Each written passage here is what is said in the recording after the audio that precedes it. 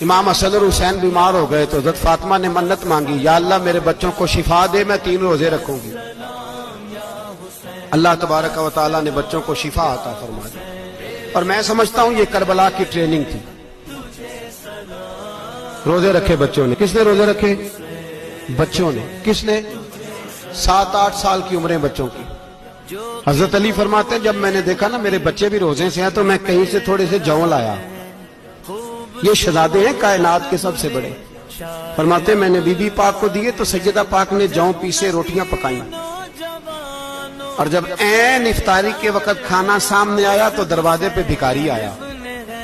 عین بڑا بے نیاز ہے اللہ، عجیب رنگ ہے مالک کا۔ عین افطاری کا وقت جب آدمی کہتا ہے کہ فٹافٹ ہو جائے، بھکاری دروازے پہ آیا اور اس نے صدا دی، او میرے رسول کے گھر والوں، کئی دنوں سے روٹی نہیں کھائی۔ حضرت علی نے، حضرت فاطمہ نے بچوں کی طرف دیکھا تو امام حسین چھوٹے تھے سب سے، انہوں نے سب سے پہلے برتن اٹھائے کھانے والے، اور کہنے لگے اماں میں نہ دیکھے آؤں۔ حضرت فاطمہ رشک کرنے لگیں، مصطفیٰ کے نواسے باہر گئے، اپنے حصے کا کھانا وَيُؤْثِرُونَ عَلَىٰ أَنفُسِهِمْ وَلَوْ كَانَ بِهِمْ خَصَاصَةٌ۔ اللہ فرماتے ہیں انہیں بڑی اشد ضرورت بھی ہو پھر بھی وہ دوسروں پہ اثار کر دیتے ہیں۔ وہ کھانا باہر امام حسین دے آئے، پانی سے روزہ کھولا، کھجورے کھائی، لیٹ گئے، سویرے کھجورے کھائی، روزہ رکھ لیا۔ شام ہوئی تو حضرت علی فرماتے ہیں میں پھر اگلے دن کے روزے کے لیے جوں لایا، فاطمہ نے پیسے روٹیاں پکائیں۔ 2 دنوں کی بھوک تھی پر مالک تو بڑا بے نیاز ہے۔ آزمانے پہ آیا تو اس رنگ میں عین افطاری کے وقت دروازے سے آواز نکلی، اور مانگنے والے نے کہا کہ بھوکا بھی ہوں اور یتیم بھی ہوں، یتیم ہوں۔ حضرت فاطمہ کہنے لگی بیٹا دیر نہ کرنا، یتیم کا پیٹ بھرنے میں دیر نہیں ہونی چاہیے۔ کھانا باہر چلا گیا، پانی سے روزہ، کھجورے۔ شہزادے ہیں شہزادے، یہ 2 جہاں کے شاہ ہیں، پاس کچھ رکھتے نہیں، 2 جہاں کی نعمتیں ہیں ان کے خالی ہاتھ میں۔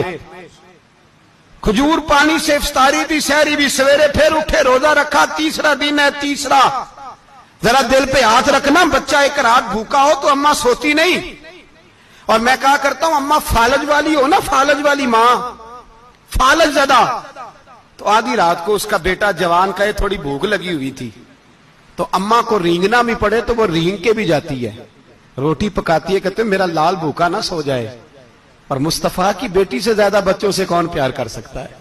اور 3 دن کے بھوکے بچے، تیسرا دن آیا، بڑے حوصلے سے بی بی کہہ دیتی ہے چھوڑو ان کا تو کام ہے، یہ تو آتے رہتے ہیں، میرے بچے بھوکے تم پہلے روٹی کھاؤ۔